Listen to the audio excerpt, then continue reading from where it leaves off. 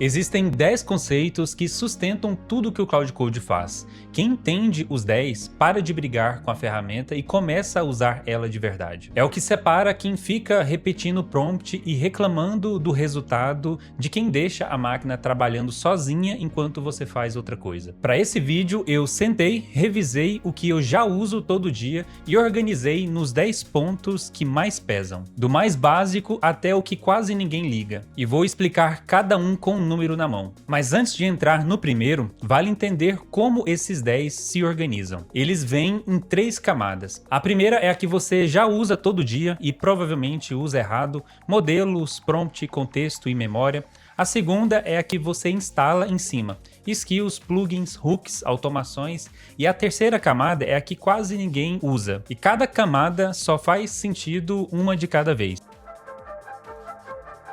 Existe um benchmark chamado DeepSWE que mede exatamente isso: agentes de código em tarefas longas, dessas que rodam por horas. E o gráfico deles resolve essa dúvida em 30 segundos. E olha o Cloud Fable 5. No esforço baixo, ele resolve 60% das tarefas por $3,66. No alto, sobe para 69% por $9,18. Até aí, o dinheiro está comprando o resultado. Do alto para o extra alto, ele ganha um ponto percentual e o custo vai para 13,41. Do extra alto para o máximo, ele não ganha nada. Fica nos mesmos 70%, o custo salta para 21,63. Você paga $8 a mais por tarefa para ter exatamente o mesmo resultado. E tem outro número na mesma tabela. O Opus 5 no esforço médio entrega 69% por $3,29. É o mesmo resultado do Fable 5 no alto, que custa $9,18. Um terço do preço pelo mesmo desempenho.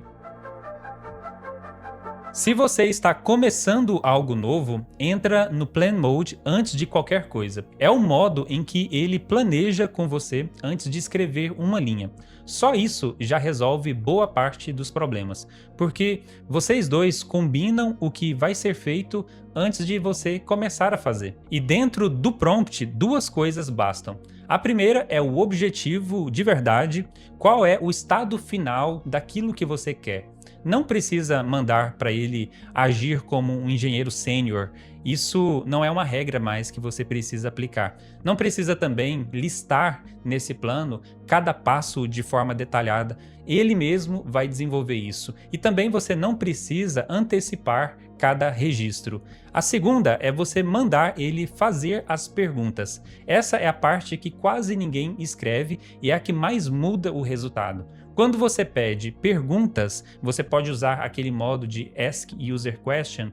Ele então começa a caçar os seus pontos cegos. O que falta você definir, qual restrição você esqueceu, qual caminho você não considerou. Sem isso, o modelo vai tentar preencher as lacunas, só que essas lacunas tendem a ser genéricas e o resultado que você vai obter depois também será genérico.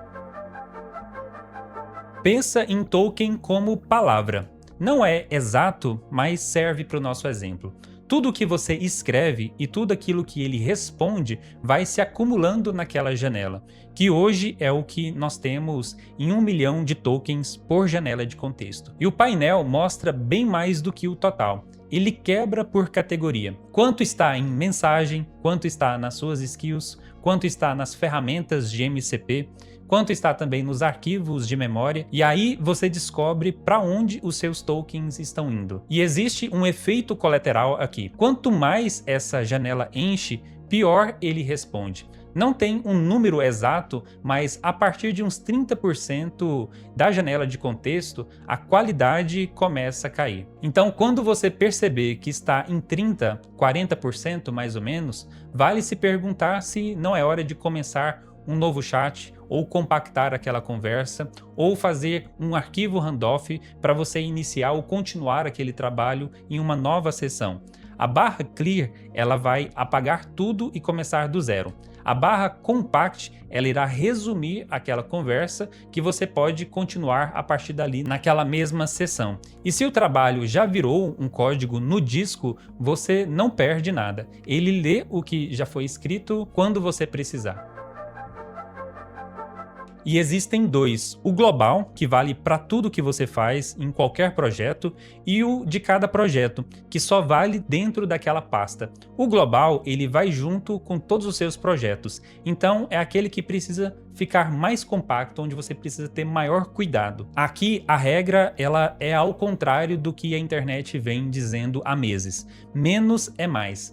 Cada linha que você escreve nesse arquivo ocupa contexto em toda a sessão e ele acaba disputando a atenção do modelo em cada tarefa. Instrução que vale sempre pode entrar dentro desse arquivo cloud.md global. Agora, aquelas instruções que vale às vezes ou para alguns projetos, essa pode virar uma skill.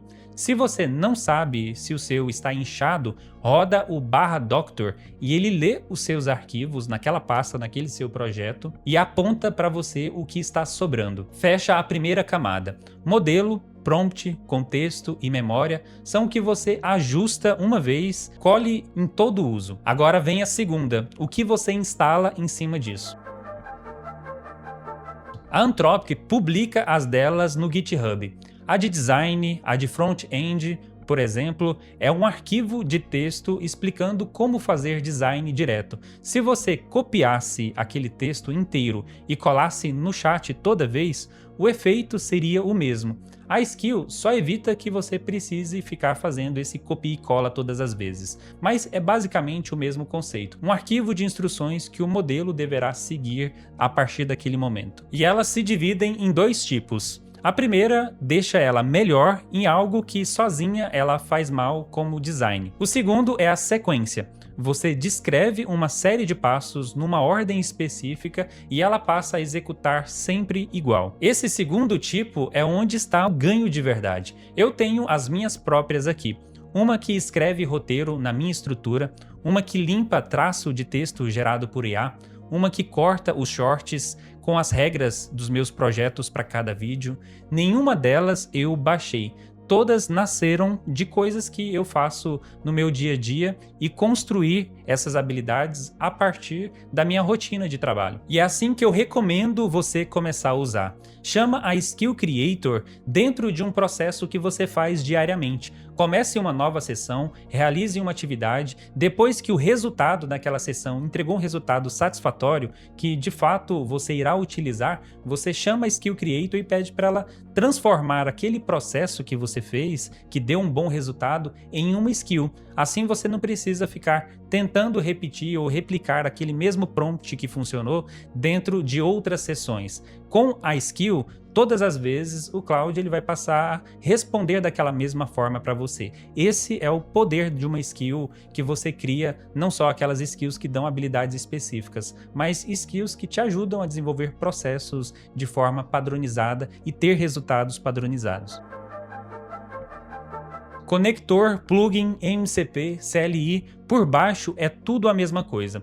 É dar ao Cloud a mão para ele operar em outro software, Gmail, Notion, GitHub, Slack, o que for. Quando ele se conecta com uma dessas coisas, é por meio de uma MCP ou por meio de uma CLI. Plugin é um pacote que junta várias dessas habilidades de uma vez só, como os plugins da Adobe ou aqueles plugins de finanças que a Anthropic lançou. E você não precisa decorar o catálogo. Quando for começar um projeto, inclui a pergunta no próprio prompt: existe MCP, CLI, um conector que facilite esse trabalho? Ele busca na web e te diz, e você pode ou não decidir instalar. E aqui vale uma régua simples. Se você está copiando a resposta dele e colando em um outro programa na mão, provavelmente existe uma integração que faz isso sozinho.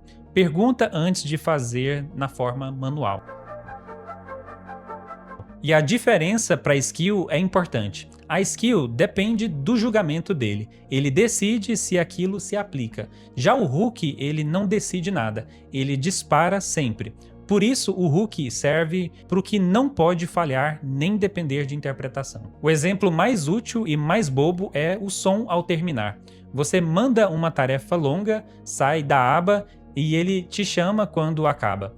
rodar um lint depois de mexer um arquivo, bloquear comando perigoso, registrar o que foi alterado, tudo isso é um hook. E para criar, você só pede em português. Crie um hook que toque um som quando a tarefa terminar. Ele escreve a configuração para você. Vale o mesmo truque das skills. Pede para ele olhar o seu histórico e sugerir quais os hooks fazem sentido para o seu jeito de trabalhar. No aplicativo, você vai em rotinas, nova rotina, dá um nome e uma descrição e aquela instrução que você quer. E como a tarefa já está numa skill, a instrução pode ser uma linha só. Roda tal skill. Você pode criar uma rotina. Essa rotina basicamente irá rodar uma skill que você já tem instalada. Escolhe o modelo, escolhe a pasta, define o horário que você quer que ele rode e pronto. A única escolha que muda alguma coisa ali é o local ou a nuvem.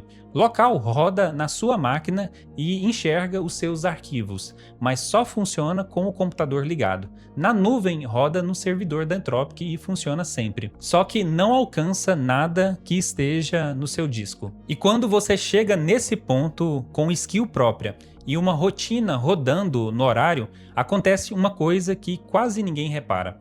O que está ali não é uma automação, é um processo escrito. A sequência, o critério, o jeito certo de fazer aquilo. E o problema que ele resolve dificilmente é só seu.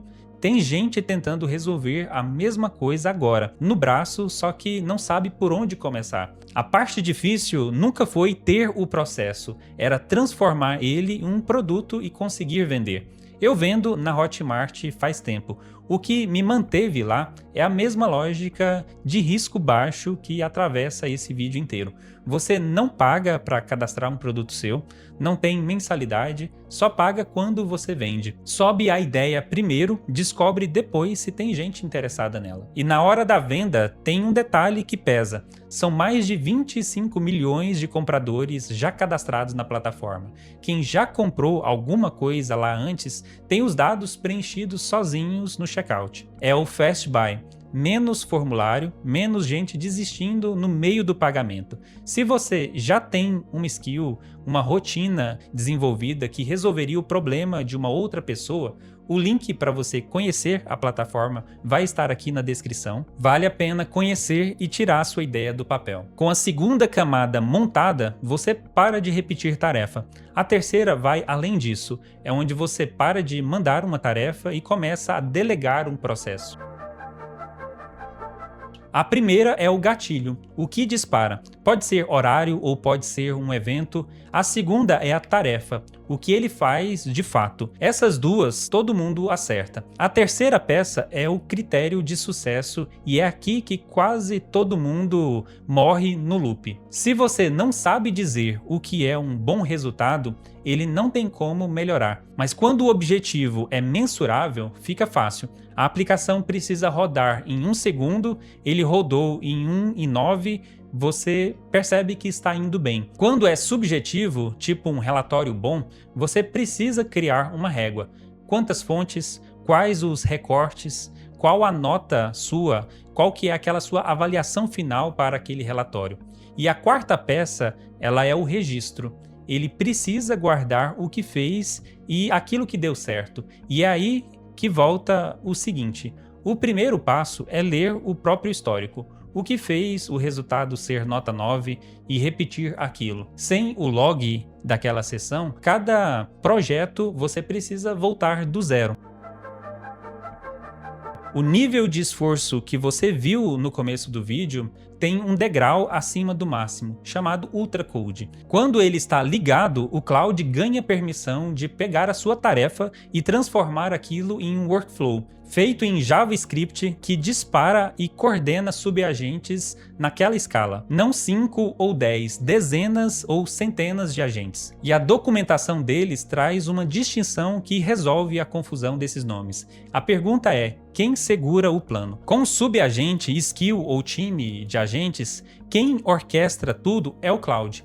Turno a turno, todo o resultado intermediário volta para aquela mesma janela de contexto do Cloud. No workflow, quem segura o plano é o script. O loop, as ramificações e os resultados parciais ficam nas variáveis dele, e a janela de contexto do Cloud recebe só a resposta final. É por isso que ele escala para centenas de agentes sem entupir aquela janela de contexto. Um exemplo que provavelmente você já utilizou é o formato do Deep Research. Ele dispara dezenas de agentes para buscar na web, junta aquele material, passa tudo por uma rodada de verificação e que outros agentes contestam cada afirmação. Só o que sobrevive vai para o relatório final. E agora o cuidado, porque isso queima a cota rápido. As rotinas têm um teto de 1000 agentes por execução. Acima de 25 agentes ou de 1,5 milhão de tokens projetados, aparece um aviso de execução grande. Só que com o Ultracode ligado, esse aviso ele some, porque ligar o Ultracode já é dizer que você aceita rodar tudo aquilo de uma vez. Você também não é obrigado a aceitar o padrão quando você chama o Ultracode. Ao chamar, você pode limitar. Usa no máximo 20 agentes, só utilize agentes Opus, dá para você acompanhar o consumo por agente e parar no meio. E se você está no plano Pro do Cloud, os workflows eles vêm desligados por padrão. Precisa ativar na barra de configuração. E esses são os 10. E olhando para trás, na minha leitura, eles se resumem em 3 decisões diferentes. A primeira camada é a que você configura uma vez e colhe para sempre. A segunda é a que você instala para parar de repetir aqueles mesmos processos. E a terceira é a que você delega quando você sabe descrever exatamente o resultado que você quer. E tem uma coisa que atravessa as 3. Em todas elas, o que decide a qualidade é você, definindo cada ponto. No prompt, no objetivo, nas decisões ao longo das etapas. No Cloud.md é o que vale sempre. Na skill é aquela sequência certa de um fluxo de trabalho seu. No loop é o critério de sucesso. A ferramenta vai exatamente até onde a sua definição chega e para ali. Então, se você for mexer em um só depois desse vídeo, mexe no seu Cloud.md, roda o /doctor, olha o que está sobrando e você apaga. É a mudança mais barata da lista e aqui aparece em toda a sessão. E se esse vídeo te ajudou a organizar isso na sua cabeça, se alguma coisa aqui agregou para você, deixa o like nesse vídeo. Isso ajuda o YouTube a entender que esse conteúdo é relevante e passa a entregar mais para outras pessoas. E me conta nos comentários qual desses 10 você quer que eu aprofunde num vídeo inteiro. E se inscreva aqui no canal. Aqui eu trago sempre novidades, funcionalidades que você pode sair do vídeo e aplicar direto no seu trabalho, nos seus estudos, para ser mais produtivo e intencional no uso de inteligência artificial. E nós iremos nos ver no próximo vídeo.